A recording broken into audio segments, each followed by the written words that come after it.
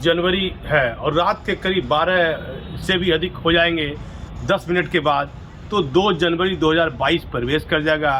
पहले मैं 10 मिनट से पहले मैं सभी आम जनता को जो मेरा चैनल देख रहे हैं उनको नव वर्ष की मंगल में, सभी आला अधिकारी को, सभी आम जनता को, देश में जितने भी लोग मेरा चैनल देख रहे हैं उनको नव वर्ष मंगल में हो।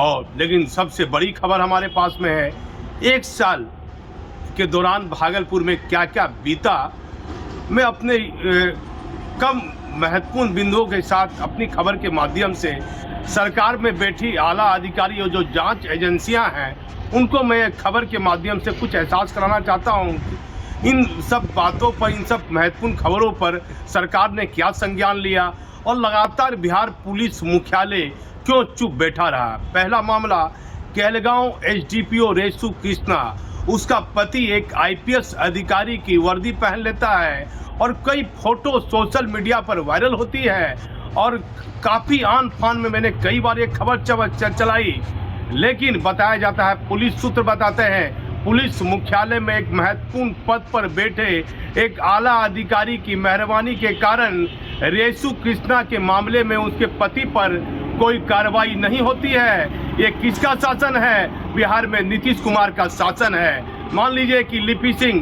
प्रभावशाली आईपीएस अधिकारी है, उसका कुछ नहीं हो रहा है, लेकिन ध्यान दीजिए माननीय मुख्यमंत्री जी, आप यदि मेरा चैनल देख रहे हैं तो मैं बिंदु बार बिंदु ऐसी गंभीर बातों का उल्लेख कर रहा हूं जो बिहार पुलिस में और देश के अन्य राज्यों में ऐसा कभी नहीं हुआ होगा। एक डीएसपी का पति आईपीएस अधिकारी की वर्दी पहनता है, फोटो वायरल होता है, डीएसपी का तबादला सिर्फ होता है, डीएसपी के पति पर कोई कार्रवाई नहीं होती। यदि आम आदमी कोरोना में मास्क नहीं लगाया हुआ है, हेलमेट नहीं पहना हुआ है, पुलिस अपने कानूनी डंडा का सहारा लेती है और कानून के गिरफ्त में उसे ले लेती है, जुर्माना लगाती है, हर्जाना लगाती है और भारी हंगामा भी ट्रैफिक को लेकर हुआ है चेक-इन के दौरान। लेकिन दूसरा अहम बिंदु में आ जाता हूँ, बरारी थाना के एक केस के मामले में 12 लाख रुपया लेन देन के मामले में 2 बड़े पुलिस अधिकारी पर आरोप लगा। एक एएसपी थे पूरन झा जिनका तबादला सेंट्रिंग पोस्ट में हो गया और एक अधिकारी जो अपने पद पर तैनात है, लेकिन वो 12 लाख रुपया किसने लिया, क्यों नहीं लिया, और लगातार अखबार में छपता रहा 1 हफ्ते तक। और भागलपुर के डीआईजी ने आदेश भी निकाला था कि अखबार में जो पैसे लेन देन की बात आ रही है इसमें एसपी से जांच रिपोर्ट भी मांगी थी। और निताशा गुड़िया भागलपुर एसपी थी और डीआईजी सुजीत कुमार थे, पूरा पुलिस देखते रहा, लेकिन आखिर ये क्या होते रहा भागलपुर में। फिर ब्राउन शुगर के मामले में, कारोबार के मामले में 24 घंटे में 2 व्यक्ति की जबाचक तेतारपुर थाने के कुछ गज की दूरी में 2 व्यक्ति की गोली मारकर हत्या हो जाती है 24 घंटे में। पुलिस की क्या कार्रवाई रहती है। बड़े बड़े गंभीर मामले में पुलिस ने किसी थानेदार और पुलिस इंस्पेक्टर पर कोई कार्रवाई 1 साल के दौरान नहीं की। मैं आपको बता देता हूँ, तीसरा सबसे अहम बिंदु, भागलपुर के एक बड़े समाचार पत्र में 20 लाख रुपए लेन देन की बात छपती रही और लगातार एक थानेदार, जो बताया जाता है सुर्खियां है बात, और इस बात की जीता जागता उदाहरण एक अखबार भी लगातार उसे छापता रहा कि उसने अपने थानेदार की पोस्टिंग के लिए 20 लाख रुपए दिए थे।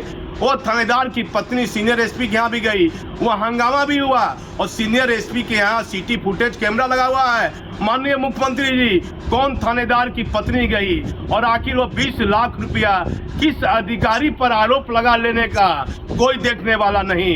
ये किसका सुशासन? माननीय नीतीश कुमार जी का सुशासन है। ये छोटी छोटी बातें जो भ्रष्टाचार से लिप्त बातें हैं कि एक थानेदार फिर 1 महीने 1.5 महीने के दौरान एक महत्वपूर्ण थाने से हटा दिया जाता है और वह थानेदार दर फोन पर करता है, पत्रकारों को करता है, उसको करता है कि मैंने इस व्यक्ति को पैसा दिया, मैंने इस व्यक्ति को दिया, मेरी पोस्टिंग हुई और फिर मुझे हटा दिया गया। फिर उस थानेदार को कई दिन तक लाइन क्लोज रखा गया। फिर बताया जाता है कि बालू के मामले में उस पर कार्रवाई की गई और वह थानेदार अभी किसी थाने में जेएसआई के पद पर है। लिए काफी बदनामी वाला मामला था, क्योंकि इसमें 20 लाख रुपए की बात लगातार एक अखबार प्रमुखता से छापता रहा, जो अपने मैं यूट्यूब चैनल के माध्यम से उस अखबार की कटिंग लगाऊंगा। एक अखबार तो छोड़ दीजिए, फिर एक दूसरा बड़ा अखबार पुलिस गश्ती पर लगातार सवाल उठाता रहा कि भागलपुर में पुलिस गश्ती कहीं नहीं थी। माननीय मुख्यमंत्री जी, किस अधिकारी की आप पोस्टिंग कर रहे हैं, इससे पहले आपको देख लेना चाहिए। और 1 साल के दौरान कई गंभीर आरोप भागलपुर के पुलिस अधिकारी पर लगे, कई सवाल उठे, लेकिन कोई देखने वाला नहीं। पुलिस का कोई भी सीनियर अधिकारी, पुलिस मुख्यालय में बैठा कोई भी सीनियर अधिकारी, ना रेसू कृष्णा के पति के मामले में कि वो आईपीएस अधिकारी की वर्दी क्यों पहन लिया है, ना बरारी थाना के उस मामले में जिसमें 12 लाख रुपए के लेन देन के मामले में एएसपी ने एगो थाने में स्टेशन डायरी भी दर्ज की 12 लाख रुपया केस में कंप्रोमाइज के नाम पर, और वह वीडियो भी मेरे पास में है। और कई गंभीर आरोप लगा एक थानेदार का तबादले को लेकर, थानेदार की बदली को पोस्टिंग को लेकर डीआईजी ने भी कुछ अहम सवाल अपने प्रतिवेदन में उठाए। आखिर ये सब भागलपुर में क्यों हो रहा था और किसके शासन में हो रहा था? तो बिहार के मुख्यमंत्री नीतीश कुमार के शासन में हो रहा था। आप पुलिस मुख्यालय में बैठे आला अधिकारी से पूछे, क्या किसी भी गंभीर मामले में भागलपुर पुलिस से जांच रिपोर्ट मांगी गई? जब रेसू कृष्णा के मामले में जांच रिपोर्ट चली गई तो उसके पति पर कोई कार्रवाई नहीं होती है। बरारी थाने में 12 लाख रुपये केस के कंप्रोमाइज के नाम पर लिए जाते, उसमें कुछ नहीं होता है। एक थानेदार किसको पोस्टिंग के नाम पर पैसा देता है और वह बार चिल्लाता है। अखबारों में ये बात प्रमुखता से छपती है, कुछ पुलिस मुख्यालय के आला अधिकारी नहीं करते हैं। आप ये देखिए, बार पुलिस गश्ती पर भी सवाल उठता रहा। तो 1 साल महिला आईपीएस अधिकारी का सम्मान करता हूं। बात सिर्फ लिपि सिंह की नहीं है, ये निताशा गुड़िया के समय ये सब बातें सुर्खियों में रही। इसके लिए कौन जिम्मेदार है? मैं नहीं कह रहा हूं कि सीनियर एसपी जिम्मेदार है, लेकिन ये सब बातें लगातार सुर्खियों में रही। और जब कई जगह 1 साल के दौरान बम विस्फोट हुआ और मैंने बम विस्फोट की खबर चलाई तो एक थानेदार ने कहा कि भाई सीनियर अधिकारी का आदेश है, आप पर स्टेशन डायरी दर्ज करनी है। मैंने कहा भाई केस भी कर दीजिए, पुलिस को तो पावर है, पुलिस कुछ भी कर सकती है। लेकिन ऐसा क्यों हो रहा है? इतना लंबा सागा हुआ मैंने कभी नहीं देखा कि पुलिस अपनी कमी छिपाने के लिए पत्रकारों पर एफआईआर और स्टेशन डायरी करी। ये किसका शासन था? तो बिहार में नीतीश कुमार का शासन था। और कई गंभीर घटना घटी है भागलपुर में। पुलिस मुख्यालय का क्या रोल रहा? ब्राउन शुगर का कारोबार खुलेआम हो रहा है। आज भी इसाकचक में 4.5 ग्राम के साथ जो है 4 व्यक्ति को इसाकचक पुलिस गिरफ्तार की है। लेकिन कई गंभीर आरोप भागलपुर पुलिस पर लगे और अखबार की सुर्खियां बनती रही। मैं वह पूरी कटिंग अपने YouTube चैनल के माध्यम से दिखाता हूं। लेकिन देश में बैठी जांच एजेंसियां जो देखती है कि आईपीएस अधिकारी क्या कर रहे हैं, वह क्या कर रही है जांच एजेंसियां, और गृह विभाग बिहार के माननीय मुख्यमंत्री के पास है। माननीय मुख्यमंत्री जी, एक नहीं कई गंभीर सवाल मैंने उठाए हैं और इसका जवाब कौन देगा यह कहना तो कठिन होगा। लेकिन बिहार पुलिस की बदनामी 1 साल के दौरान काफ़ी कुछ हुई, सब अखबार ने अलग अलग छापा।